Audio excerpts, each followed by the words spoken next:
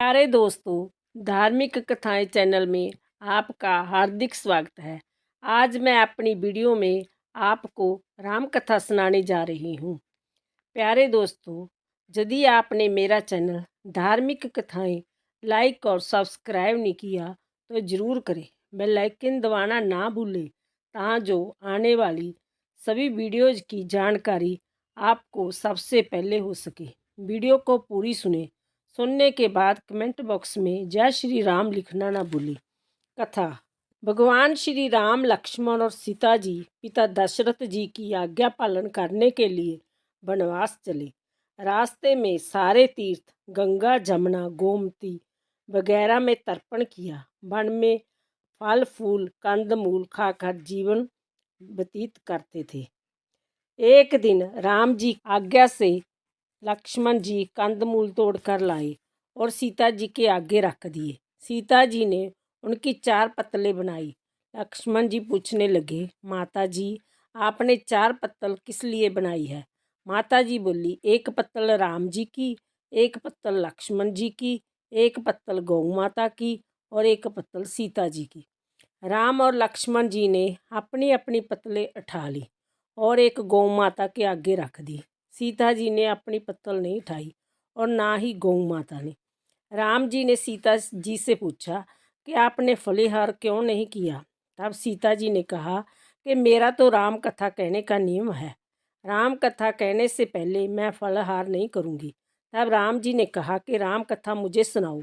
सीता जी बोली, आप तो हमारे पति देव हों, आपको राम कथा कैसे सुनाऊँ? लक्ष्मण जी बोले, माता जी राम कथा तब आप मुझे सुनाओ। सीता जी बोली, आप तो शादीशुदा देवर हो, औरतों की बातें औरत ही जाने। तब लक्ष्मण जी विचारने लगे कि वन में औरतों कहाँ से आएगी। तब लक्ष्मण जी ने धरती पर महानगरी बसा दी। उस नगरी में सभी चीज़ें जैसे महल, मालिया, बर्तन, कपड़ा, काम करने की सभी चीज़ें सोने की थी। उस नगरी का नाम सोने की नगरी रख दिया। इस सोने की नगरी में आदमी और औरतें दोनों को काफ़ी गर्व था। कोई भी व्यक्ति गरीब नहीं था। राजा से लेकर पंगी तक गर्व में पागल थे। सीता जी कुएं पर गई। वहाँ पनहरियाँ पानी भरने आई। उनकी मटका, झालर और इडनी तीनों सोने की थी। सीता जी कुएं पर बैठी औरतों से राम राम बोली, पर किसी भी औरत ने राम राम का जवाब नहीं दिया, क्योंकि वह तो सभी गर्व में डूबी हुई थी। थोड़ी देर में एक डावड़ी आई और सीता जी ने उसे से भी राम राम किया और बोली, आप हमारी राम कथा सुन लो। डावड़ी बोली, आपकी राम कथा मैं नहीं सुनती, मैं तो अपने घर को जा रही हूँ। सीता जी बोली, मेरे राम लक्ष्मण भूखे हैं। डावड़ी बोली, कौन से राम लक्ष्मण? मैं तो घर को जाती हूँ, मुझे तो मेरी माँ बुला रही है। इतना कहकर डावड़ी अपने घर को चली। सीता जी को गुस्सा आया। पूरी सोने की नगरी पित्तल की होगी। माँ ने पूछा, पूरा जेवर, मटका, इडनी सब खोटा कहाँ से कर लाई? डावड़ी ने कहा, मुझे तो पता नहीं, मैं तो जो पहनी हुई थी वही ले आई हूँ। पर कुएं पर एक सुंदर सी तपस्विनी बैठी थी। उसने कहा, मेरी राम कथा सुनो। पर मैंने तो ना कर दी, जिससे उसने कुछ टोटका कर दिया होगा, मुझे मालूम नहीं। माँ बोली, जाओ उसकी राम कथा सुना। वह तपस्विनी नहीं है, वो तो सीता जी है। वापस जाओ, अपने घर में रिद्धि सिद्धि हो जाएगी। अपनी तो पूरी नगरी ही पित्तल की हो गई है। डावड़ी बोली, मैं तो वापस नहीं जाती। इतने में बेटे की बहू आई। उसने कहा, आपकी आज्ञा हो तो मैं सीता जी का दर्शन कराऊं और राम कथा सुनाऊं। सासू बोली, जा बेटी। सीता जी राम कथा सुना। गहना कपड़ा सब पीतल का ही पहन जा। बहू कुएं पर जाकर बैठ गई। खाली मटका पानी से भरे और फिर खाली करे। जय देख सीता जी बोली, आपके घर में कोई काम नहीं है क्या? बहू बोली, माता जी मैं तो सब कार्य निपटा कर आई हूँ। तब सीता जी बोली, तूने मुझे माता जी कहा। जय सुन, मेरा मन खुशी से हर्षित हो रहा है। अगर समय हो तो मेरी राम कथा सुन लो। बहू बोली, माता जी आप राम कथा सुनाओ, आपकी राम कथा सुनकर ही घर को जाऊंगी। चंदन चौकी मोतियों का हार, राम कथा हमारे गले का हार। राम ते आऊँ राम मनाऊँ, राम कहे तो परदेश जाऊँ। सीता जी ने कहा, तूने मेरी इज्जत रखी, भगवान तुम्हारी इज्जत रखेंगे। हमारी मृत्यु लोक में तूने सहायता की, तुम्हारी भगवान स्वर्गलोक में सहायता करेंगे। सीता जी ने राम कथा सुनानी शुरू की। बहू राम कथा सुनने लगी।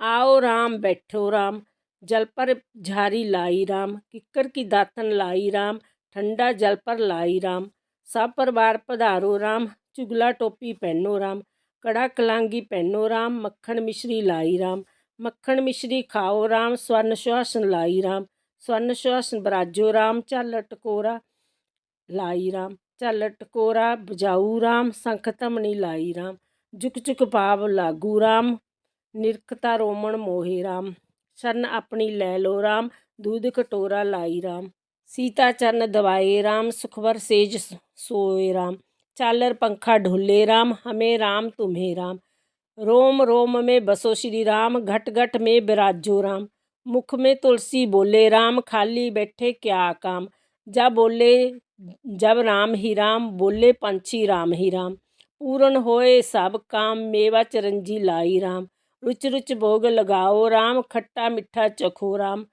चरखा परखो लाई राम, चरखा परखो चखो राम, जो पाए सो ले लो राम, मन में धोखा रखना नाम। राम कथा पूर्ण हुई तब सीता जी बोली, आपने हमारी राम कथा सुनी, हमारी सहायता की, आपने हमारे भूखे राम लक्ष्मण को खाना खिलवाया, भगवान आपको सातों स्वर्गों को का सुख देगा। सीता माता का आशीर्वाद ले बहू अपने घर जाने लगी। सीता जी ने अपने गले का हार तार कर बहू को पहना दिया। बहू अपने घर सासू जी को बोली कि मेरा मटका सिर से तारो। सासू जी बोली, हे बेटी, हीरा पन्ना का गहना कपड़ा और मटका, सिर का झालर इडनी हीरा से जलमला रहा है, यह सभी चीज़ें तू कहाँ से लाई? राजा जी सुनेंगे तो दंड देंगे। बहू बोली, मैं तो सीता जी से उनकी राम कथा सुनकर आ रही थी, उनकी कृपा से जय सभी हुआ है। सास बोली, ठीक है, रोज तुम राम कथा सुनाया करो। बहू रोज सीता जी के पास राम कथा सुनने जाने लगी। सुनते सुनते वर्ष गुजर गया। तब बहू ने कहा, माता जी कहानी का अध्यापन बताओ। माता जी बोली, 7 लड्डू, 1 नारियल लेना और फिर उनका 7 भाग करना। 1 भाग मंदिर में चढ़ाओ, मंदिर बनाने का जितना फल मिलेगा। 1 भाग तालाब में चढ़ाने से तालाब खुदवाने जितना धर्म होगा। 1 भाग भागवत पर चढ़ाने से भागवत सुनने का फल मिलेगा। 1 भाग तुलसी पर चढ़ाने से तुलसी की शादी करने जितना फल मिलेगा। 1 भाग कुंवारी कन्या को देने से कन्यादान करने का फल मिलेगा। 1 भाग ब्राह्मण को देने से ब्राह्मण को खाना खिलाने जितना फल मिलेगा। 1 भाग सूर्य भगवान को चढ़ाने से 33 करोड़ देवी देवता भोग लगाने जितना फल मिलेगा। बहुत जल्दी जल्दी घर आई, 7 लड्डू और 1 नारियल लाई, उसका 7 बराबर भाग किया। 1 भाग मंदिर में, 1 भाग तालाब में, 1 भाग भागवत में, 1 तुलसी में, 1 कन्या को, 1 ब्राह्मण को, 1 सूर्य भगवान को चढ़ाया। सूर्य भगवान को चढ़ाने से 33 करोड़ देवी देवताओं ने भोग लगा लिया। अब बहू फिर सीता जी के पास आई और बोली कि माता जी, मैंने सबका अध्यापन कर दिया। सीता जी बोली, अच्छा बहू, अब बैठ जाओ।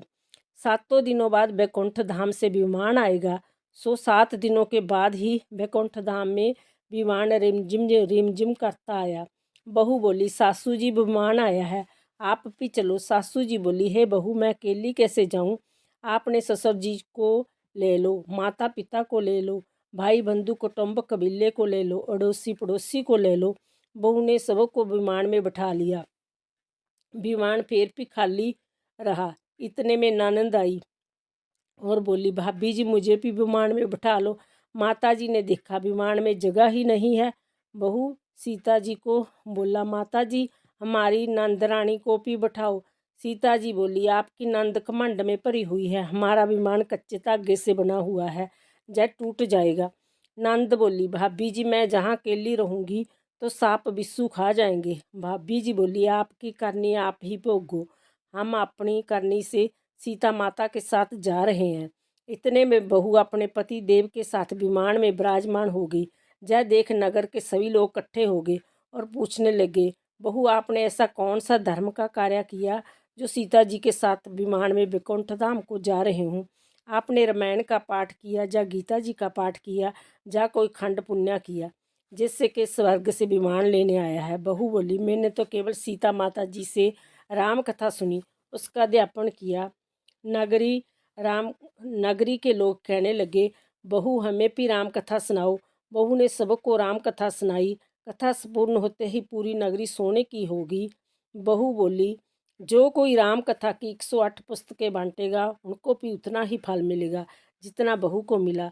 सभी नगरवासियों ने राम जी की जय जयकार की। सीता जी ने सबों को विमान में बिठा लिया। विमान स्वर्ग के रास्ते चल पड़ा। स्वर्ग के सातों द्वार अपने आप खुल गए। प्रथम द्वार पर नाग देवता सामने आए। सातों द्वार पार करने के बाद विमान स्वर्ग से नीचे उतरा।